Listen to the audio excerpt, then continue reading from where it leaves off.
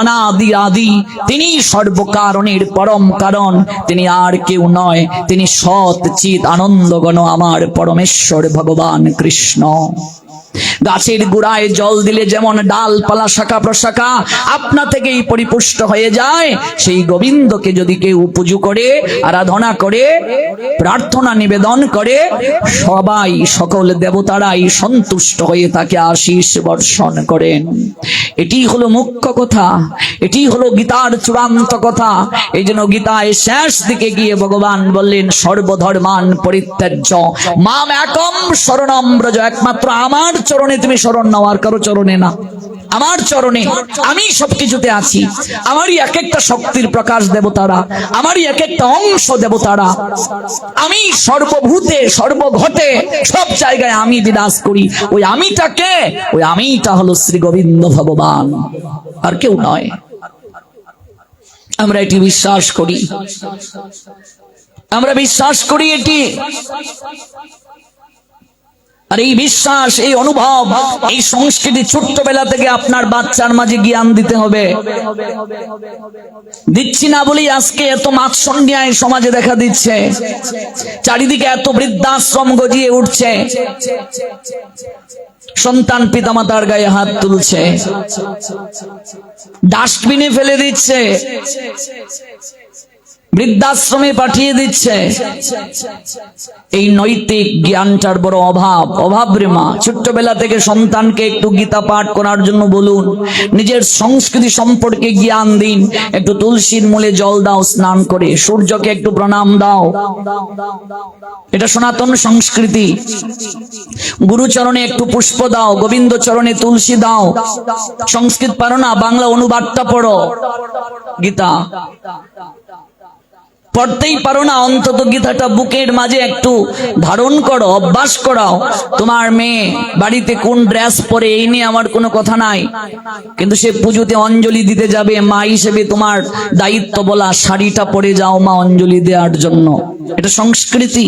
তোমার ছেলে two quarter না থ্রি কোয়ার্টার পরে এই নিয়ে আমার কোনো কথা নাই, কিন্তু তোমার ছেলেটা পুজোতে অঞ্জলি দিতে যাবে, তোমার উচিত বলা যে ধুতিটা পরে যাও, এটা সংস্কৃতি।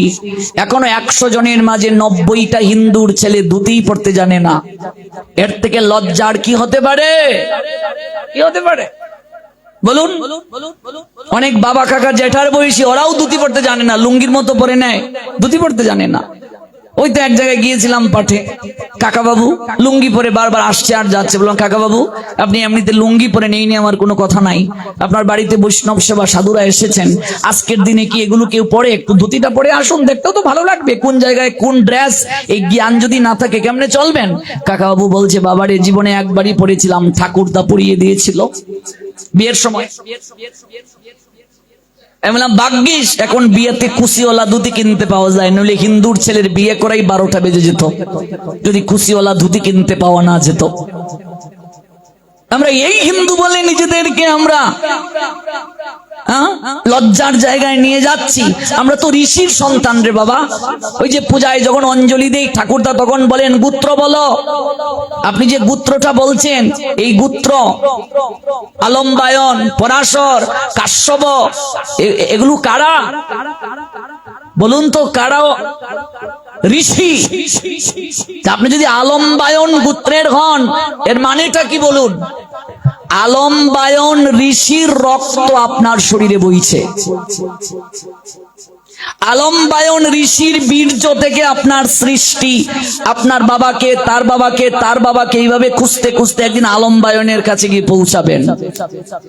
আপনি পরাশর গোত্রীয়, মানে পরাশর ঋষির রক্ত আপনার শরীরে বইছে, অথচ ঋষির সন্তান হয়ে আজ আমরা ম্লেচ্ছ হয়ে যাচ্ছি, জবন হয়ে যাচ্ছি, কিচ্ছু জানি না, কিচ্ছু বুঝি না, জানার চেষ্টা করি না, ধর্ম সম্বন্ধে কোনো জ্ঞান আমাদের নাই।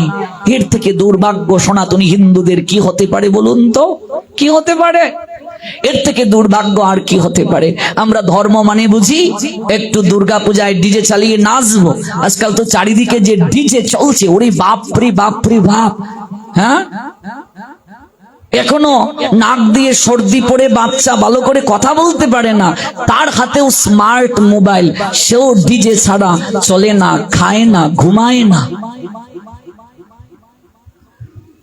আমরা মনে করি একটু কীর্তনে যাব, একটু কীর্তনে গিয়ে শুনলাম, তারপর খিচুড়ি খেয়ে চলে এলাম। হিন্দুরা তাদের ধর্মটাকে খিচুড়ি খাউরা ধর্ম বানিয়ে ফেলছে, খিচুড়ি খাউরা ধর্ম। এই জন্মাষ্টমীতে, কৃষ্ণের জন্মাষ্টমীতে দেখবে রেলি নিয়ে বের হয়, আবার অনেকে মিছিল দেয়, শুভ শুভ শুভ দিন শ্রীকৃষ্ণের জন্মদিন, মিছিল দেয়, মনে হচ্ছে শ্রীকৃষ্ণ যেন তার মস্তুত ভাই। এবার অনেকে হ্যাপি বার্থডে গুপু সোনা এরকম স্ট্যাটাস দিচ্ছে, অথচ কৃষ্ণ যে পরমেশ্বর, তিনি যে ভগবান, এই সম্বন্ধে জ্ঞান নাই, এই সম্বন্ধে আমরা জানি না, পড়ি না, পড়ার চেষ্টা করি না। তারপর ওই রেলি দিয়ে তারপর আমরা কি, তারপর জিলাপি খাইয়া আইলাম, জিলাপি খাইয়া দৌড় শুরু হয়ে গেল, বুনা খিচুড়ি ফুতলা লইয়া দৌড়। একজনে আবার একটাই ফুসে না, দুইটা তিনটা লইয়া দৌড়, নাতির লাগিয়া ফন্তির লাগিয়া খন্তির লাগিয়া লইয়া দৌড়। শিখলাই কিতা, জানলাই কিতা কীর্তনে আইয়া, মিছিল গিয়া। এই নিয়ে কারো মাথা ব্যথা নাই, জানার চেষ্টা নাই, বুঝার চেষ্টা নাই। যত বেশি ভাগবত সমাজের বুকে হবে, গীতা পাঠ সমাজের বুকে হবে, তত বেশি সমাজের পরিবর্তন হবে। আমি আপনাদের কাছে অনুরোধ রেখে যাব, এই কমিটির কাছে অনুরোধ রেখে যাব, একজনের ব্যক্তিগত উদ্যোগে এই অনুষ্ঠান চলছে। এটা 82 গ্রামের নাকি এই আকরা, কত গ্রামের? 82 গ্রামের আকরা। অথচ এই আকরার অবস্থা দেখুন, আমরা তো সারা বাংলায় ঘুরে বেড়াই, হাওর অঞ্চলে গিয়ে দেখুন, এই যে কিশোরগঞ্জ, সেটিও তো হাওর বেষ্টিত জেলা, এখানে হাওর গুলো আকরা গুলোতে গিয়ে দেখুন, এই যে 82 গ্রাম, বৈশাখ মাসে যদি 82 গ্রাম থেকে বেশি লাগবে না, 20 কেজি দান করেও যদি প্রত্যেক গ্রামের একটা ঘর থেকে আনা হতো, কত মন দান হতো? এই জগন্নাথের কিছু অভাব হইতো? বলেন, খাতাপত্রে 82 গ্রাম। এটি কার জন্য? এই দুর্ভাগ্য কার জন্য? এই সচেতনতা যে নাই কার জন্য? অথচ গিয়ে দেখুন এই হাওর বেষ্টিত অন্যান্য আকরাগুলোতে রাজমহলের মতো হাজার হাজার মন ধান উঠে বৈশাখ মাসে, ওদের এই দান দিয়ে ওরা বিশাল বিশাল ভাগবত করে, যজ্ঞ অনুষ্ঠান করে।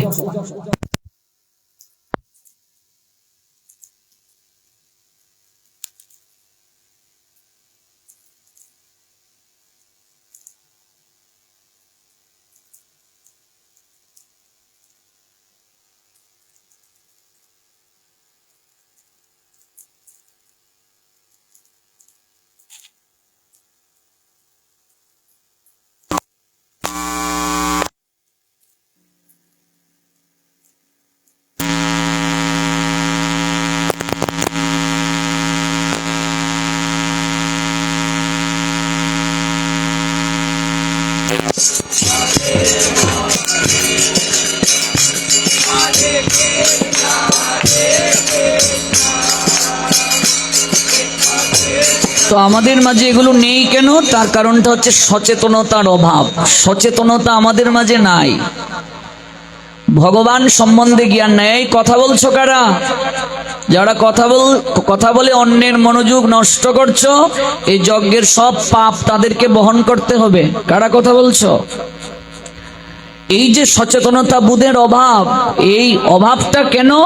ধর্ম সম্বন্ধে আমাদের কোনো জ্ঞান নাই, শ্রদ্ধা নাই, ভক্তি নাই। এই যে 82 গ্রামের সমন্বয়ে আকরা, 82 গ্রামে কতগুলো ঘর, 10 কেজি করেও যদি ধান বৈশাখ মাসে উত্তোলন করা হয়, কত শতমন দান হবে চিন্তা করুন তো, অনুভব করুন, চিন্তা করুন, একবার অনুভব করুন। এরকম বছরে 2-3টা ভাগবত সপ্তাহ যদি না হয়, আমি আবার যখন এসেছিলাম তখনও বলে গিয়েছিলাম, এই বাংলায় যারা টপ 10 পাঠক আছে, ভালো ভালো আলোচক, যাদের পাঠ শুনতে হাজার হাজার লোক ধুমরে এসে পড়ে, সেই সকল ভালো ভালো আলোচকদেরকে আনেন, এনে ভাগবত দেওয়ার ব্যবস্থা করেন, মানুষের মাঝে সচেতনতা আসবে। কিন্তু যার মাধ্যমে সমাজ পরিবর্তন সম্ভব, সেই ভাগবতের প্রতি আমাদের কোনো গুরুত্ব নাই। কি করে সমাজ পরিবর্তন হবে? ধর্ম সবার কোনো আয়োজন নাই, কি করে সমাজ পরিবর্তন হবে? শুধু একটু কীর্তন শুনে খিচুড়ি খেয়ে চলে গেলাম, তাতে কি লাভ হবে বলুন তো? সমাজের পরিবর্তনটা কি হবে বলুন? এই জন্য আমার অনুরোধ, ভাগবতকে গুরুত্ব দিন, গীতা পাঠটাকে গুরুত্ব দিন। সমাজ সংসারের পরিবর্তন হবে, মানুষের মাঝে অনুভব আসবে, তখন এই ভাবনাটা আসবে, তুমি কেমন করে গান করো হে গুণী, আমি অবাক হয়ে শুনি। তুমি কেমন করে গীতার গান গাইছো, ভাগবতের গান গাইছো, আমি অবাক হয়ে এই গান শুনছি। তাহলে আসুন, যে প্রসঙ্গ থেকে আমরা এত দূর গেলাম, শুধু গ্রন্থকে আমরা লাল সালু রুমাল দিয়ে বেঁধে রাখবো না, প্রত্যেকদিন আমরা একটু পাঠ করার চেষ্টা করব, একটু জানার চেষ্টা করব, একটু অনুভব করার চেষ্টা করব।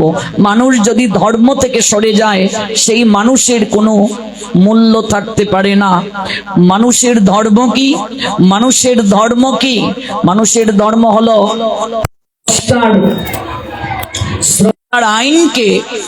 স্রষ্টার আইনকে মান্যত করা। ভাগবত পাঠে কোনো কথা হবে না, পরে ফোনে কথা বলবেন। স্রষ্টার আইনটাকে মান্যতা দেয়াই হলো একমাত্র ভগবানের যে আইন, এই আইনটাকে মান্যতা দেওয়াই হলো একমাত্র মনুষ্য জীবনের কর্তব্য। এমন কি লাগি আইলি ভবে, এমন জনমে হরিনা ভজিলি সে তুই মানুষ কবে। মানুষ আকার হইলে কি হয়, করহ ভূতেরও কাম, নহিলে বদনে কেন না বলহ শ্রীকৃষ্ণ গোবিন্দ নাম। তোমার আকারটা মানুষের মতো, কেমন? কিন্তু তুমি দিবানিশি ভূতের মতো পরিশ্রম করছো। এই দুর্লভ মানুষ জীবন প্রাপ্ত হয়ে তুমি কৃষ্ণ আরাধনা করতে পারলে না, তুমি কি সত্যি মানুষ? প্রশ্ন করছেন পদকর্তা। মানুষ আকার হইলে কি হয়, করহ ভূতেরও কাম, নহিলে বদনে কেন না বলহ শ্রীকৃষ্ণ গোবিন্দ নাম। পাখিরে যে নাম লওয়াইলে লয়, সারি সুখ আদি কত, তুমি যে ইহাতে আলস্য করহ এ হয় কেমন মতো। পাখিরে যে নাম লওয়াইলে লয়, সারি সুখ আদি কত। পাখিকে যে নাম লওয়ানো হয়, সেই পাখি পর্যন্ত ওই নামটা নিতে পারে, কিন্তু তুমি যে এতে আলস্য জ্ঞান করো, এর থেকে আর দুঃখ কিছু হতে পারে না। মনে রাখবেন, ভাগবত যখন শুরু হয়ে যাবে, প্রেমধ্বনি দিয়ে ভাগবত শেষ হওয়ার পূর্ব পর্যন্ত ভাগবত সমাপ্ত রেখে আনন্দে। এই জন্য দুঃখ প্রকাশ করছি, আমাদের মোহনগঞ্জ থেকে বরান্তর গ্রাম থেকে ভক্তরা এসেছেন, ওনাদের এখানে একটা প্রবচন আছে, এটা আমরা পড়ে আমরা নিমন্ত্রণ পৌঁছে দেব, আমরা ওনাদেরকে সুস্বাগতম জানাচ্ছি। কিন্তু ভাগবতের একটা নিয়ম আছে, ভাগবতে হরিধ্বনি দিয়ে শুরু করার পর শেষ হওয়ার পূর্ব পর্যন্ত ভাগবতকে স্থগিত রেখে অন্য কোনো কথা যদি আমরা বলি, তাহলে সেটি ভাগবতের চরণে অপরাধ হয়ে যায়। এটা একটা নিয়ম আছে, এই জন্য আমি আন্তরিকভাবে দুঃখ প্রকাশ করছি। এবং আমরা এই নিমন্ত্রণটা এই পাঠের মাঝে দিয়ে যাব। কমিটি এসেছেন আপনাদেরকে নিমন্ত্রণ দেওয়ার জন্য, ওনাদের এখানে একটা অনুষ্ঠান আছে, আমি যাব, আমরা কমিটির পক্ষ থেকে আপনাদের কাছে পাঠ অন্তে নিমন্ত্রণটা পৌঁছে দেব। তো পাখিরে যে নাম লওয়াইলে লয়, সারি সুখ আদি কত, তুমি যে ইহাতে আলস্য করহ এ হয় কেমন মতো। পাখিরে যে নাম লওয়াইলে লয়, পাখিকে যে নাম আমরা নেওয়াচ্ছি, সেই পাখি পর্যন্ত বুলি বলতে পারে। ও মা, ময়না পাখি চিনো? এই পাখিকে যদি বুলি শেখাও, টিয়া চিনো? টিয়া, টিয়া, ময়না, শালিক চিনো গো মা? আচ্ছা, সুখ শাড়ির দ্বন্দ্ব হুঞ্চ, সুখ শাড়ির দ্বন্দ্ব ফারুনি। সুখ বলে আমার কৃষ্ণ, মদন মোহন, শাড়ি বলে আমার রাধা, বামে যতক্ষণ নইলে শুধুই মদন। ঠিক কিনা? এরকম শুনছো দ্বন্দ্ব? সুখ পাখি নাম শুনছো গো? সুখ পাখি কোন পাখি? কোন পাখি গো? এই ট্যাক্সে গো, সারা জীবন সুখ শাড়ির গান গায়, সুখ পাখি কোন পাখি হইতে পারে না? হ্যাঁ, পুরুষ পাখি, নামটা কি তা? পুরুষ পাখি তো বুঝলাম, পুরুষ পাখি মানে পুংলিঙ্গ তিনি বুঝাতে চাচ্ছেন, কিন্তু পাখিটা কোন পাখিটা সুখ পাখি? ও মা কও, কোন ফাঁকি? সুখ ফাঁকির নাম শুনছো না? সুখ শাড়ির দ্বন্দ্ব শুনছো না? গান তো আমরা গাই ঠিকই, এবার কও শাড়ি কোন ফাঁকি কও। হ্যাঁ, সুখ কোন পাখি, শাড়ি কোন পাখি? সুখ বলে আমার কৃষ্ণ গিরি ধরেছিল, শাড়ি বলে আমার রাধা শক্তি সঞ্চারিল। সবসময় সুখ শাড়ি রাধা কৃষ্ণকে নিয়ে গান গায়, দ্বন্দ্ব করে। সুখ হইল কৃষ্ণের পক্ষে, শাড়ি হইল রাধার পক্ষে। কেমন শুনো, এই যে সাজাইতেছে আবার বাড়ির লাগিয়ে দৌড়ানি শুরু করো না। বিজলে একসঙ্গে বিজমু, নাচলে একসঙ্গে নাচমু, যাওনের দরকার নাই। মরলে মরবো, তাতেও বৈকুণ্ঠে গমন হবে। যে ভাই গো আন্দারই আইতাছে বাড়ির দিকে দৌড় শুরু করি, দৌড়াদৌড়ি করো না। সুখ পাখি কোন পাখি? সুখ হলো টিয়া পাখি। টিয়া পাখিকে বলা হয় সুখ পাখি। ওমা, সুখ শাড়ির দ্বন্দ্ব শুনেছ? সুখ কোন পাখি? সারা জীবন সুখ শাড়ির দ্বন্দ্ব পড়লাম, সুখ শাড়ির গান গাইলাম। সুখ কৃষ্ণের পক্ষে অবলম্বন করেছেন, শাড়ি রাধার পক্ষে, কিন্তু সুখ কোন পাখি জানলাম না। সুখ হলো টিয়া পাখি। শাড়ি কোন পাখি? শালিক পাখি। শাড়ি কোন পাখি? শালিক পাখি। সুখ কোন পাখি? টিয়া পাখি। এই সুখ আর শাড়ির দ্বন্দ্ব, এগুলো ছোটবেলা থেকে বাচ্চাদেরকে শেখাতে হয়। বাচ্চাকে ঘুম পাড়িয়ে পাড়িয়ে এরকম দুল দিয়ে দিয়ে কৃষ্ণের শতনাম শেখাও, সুখ শাড়ির দ্বন্দ্ব শেখাও, রাধা 12 মাসি এগুলো শেখাও। আজকাল আমরা এগুলো শেখাই না। কেমন আমরা বাচ্চাদেরকে কি দেখাই? নাট বল্টু, মটু পাতলু, এগুলো আমরা দেখাই। কার্টুন এগুলো দেখিয়ে দেখিয়ে খাওয়াই। তারপর বাচ্চাকে নিয়ে দৌড়াই, শোনাও মনা নেও, খাইলাও, এরকম অন্যরে গুলগুল কইরা নেও, এটা কুকিলের ডিম, খাইলাও খাইলাও খাইলাও, এটা বগলার ডিম, আরেকটা ডিম আছে, এটা কের ডিম গো সোনামণি আমার, এটা আশের ডিম, খাইলাও। দৌড়াইতেছে মা বাচ্চারে লইয়া লইয়া।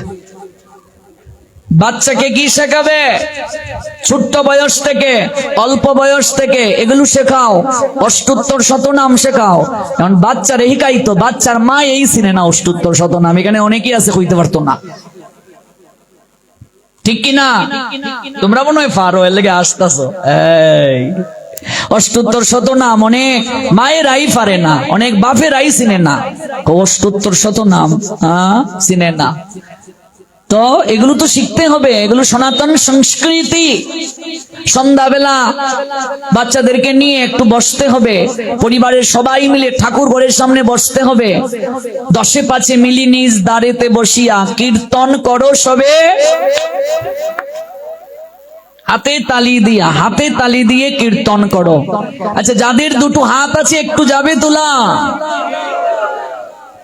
যাদের একটু হাত আছে গৌর প্রেমানন্দে।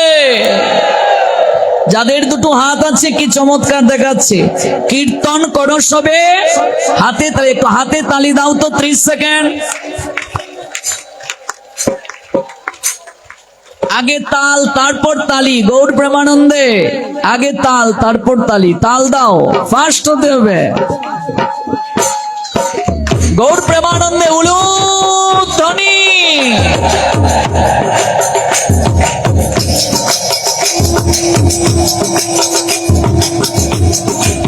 গৌর প্রেমানন্দে হরি বল। রাধে রাধে।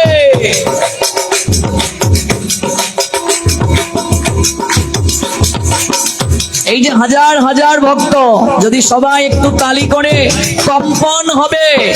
যাদের দুটো হাত আছে আবার গৌর প্রেমানন্দে ধ্বনি। হাতে তালি দিলে হাতের রেখা পরিবর্তন হয়, পাপ পাখিগুলো দেহ বৃক্ষ থেকে উড়ে চলে যায়। 10 5 মিনিট দাঁড়েতে বসিয়া কীর্তন করো সবে, হাতে তালি দিয়া। সন্ধ্যা বেলায় সবাইকে নিয়ে বসে একটু হাতে তালি দিয়ে কীর্তন করতে হবে। এটা কার শিক্ষা? শ্রীমান মহাপ্রভুর শিক্ষা। 10-5 মিলি নিজ দাঁড়েতে বসিয়া কীর্তন করো সবে হাতে তালি দিয়া। আমরা